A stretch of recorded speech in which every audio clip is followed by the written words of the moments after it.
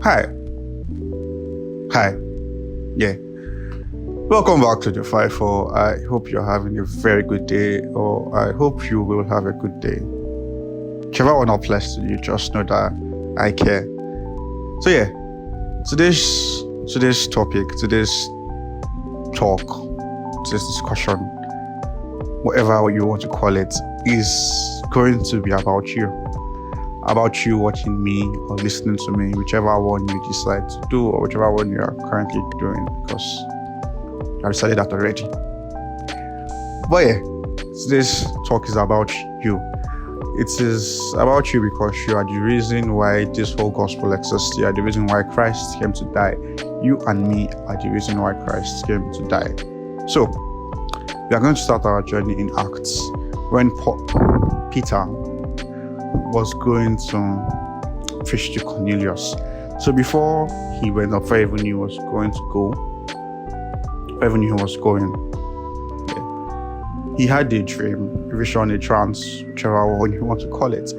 And then he saw some foods that were basically illegal to Jews. And God was like, "It's," and I was like, "No, that is illegal for Jews, and he would never eat something that is illegal to Jews."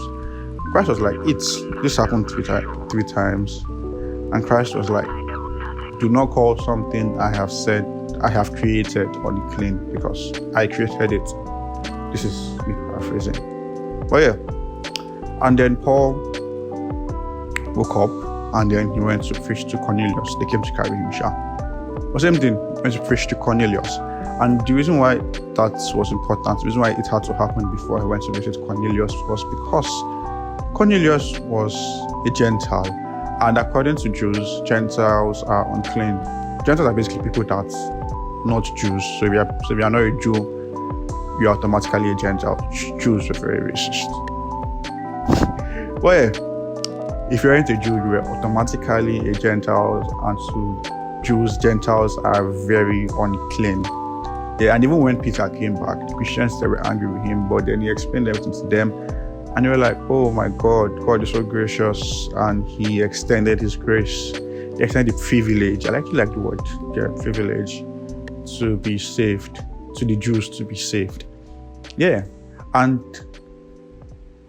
relating that story to modern day, I believe those Jews, those saved ones, are just like some Christians. And then the Gentiles, the unclean people, are unbelievers or are people that have been hurt by the church. Why do I say that?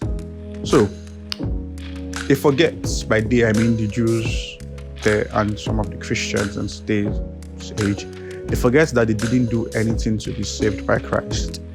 They didn't work for it, they didn't sacrifice for it, they didn't do anything, they were just born into it, or they just accepted Christ, which is really not you doing anything. But for the Jews, they were basically just born into the lineage of Abraham, or they were married into the lineage of Abraham, like Ruth. And for the modern day Christians, some of them were basically just brought up in Christianity, or they've been in Christianity for a long time, but they forget that they didn't do anything to earn passports. They didn't do anything to be saved, and they don't have the right to call other people unclean or to call other people unsaved. Yeah. And the reason why I say Gentiles are basically unbelievers and people that are hurt by the church, is because most times you see people say that they can't become Christians. Why? Not because of Christ, but because of other Christians, because of other Christians have hurt them, or they've done things to them that really, really, really hurt them or really damaged them. Maybe they were in the church and they fell, and someone was being all judgy and just looked down on them and spat on them, not literally quite spitting, but you get. I actually feel someone that had done that thing before. But yeah, someone actually did that to them, and it really hurt them that they had to leave the church, and now they can't come back to the church because of the people that are in the church, because now they feel broken, they feel they are not worthy, because the people in the church feel they are not worthy because people in the church have made them believe that they are not worthy, or made you believe that you are not worthy. You feel that you have sinned too much, or that you are just not worthy enough to be saved. The truth is, you actually are not worthy. Nobody is. Not the Christians, not the best of pastors or the best of apostles or theologians. Nobody is actually worthy to be saved. But then Christ loved us enough to save us.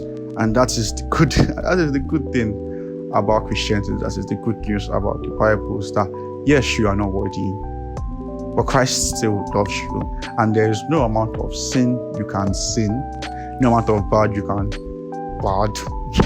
do that would make Christ stop loving you. For example, let's take Paul.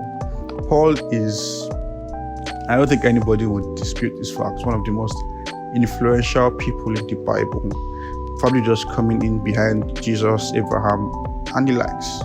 Paul is like just after them. Probably Peter too, because Peter. But yeah, because Paul wrote most of the New Testament. Yeah, a good portion of the New Testament was written by Paul. But the thing is, before the Apostle Paul was born, he was a killer, but he legit hunted down Christians. Like, he pursued them, he entered their house and dragged them out just to kill them. He traveled from city to city just to kill Christians. And by the way, say I'm very enough, I like the way the Bible introduced Paul. Go and read it. But yeah, coming back to our story, Paul basically pursued Christians and hunted them down and killed them. Even when he was converted, when he was the famous going to Damascus, he was going to Damascus to go and catch Christians and to drag them back by chains. Those are his words, not mine.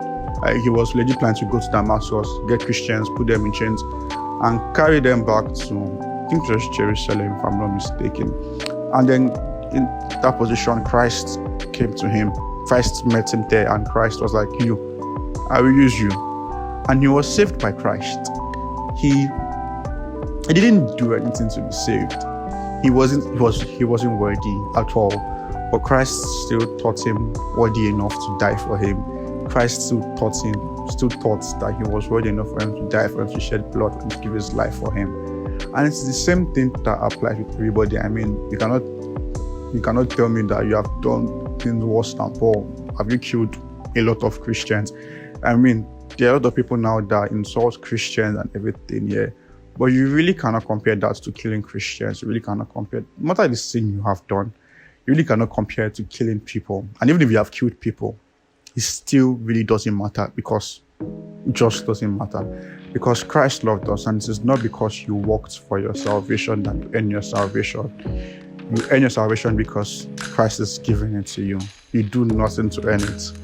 And that should not become self-righteous that, you are saved by Christ.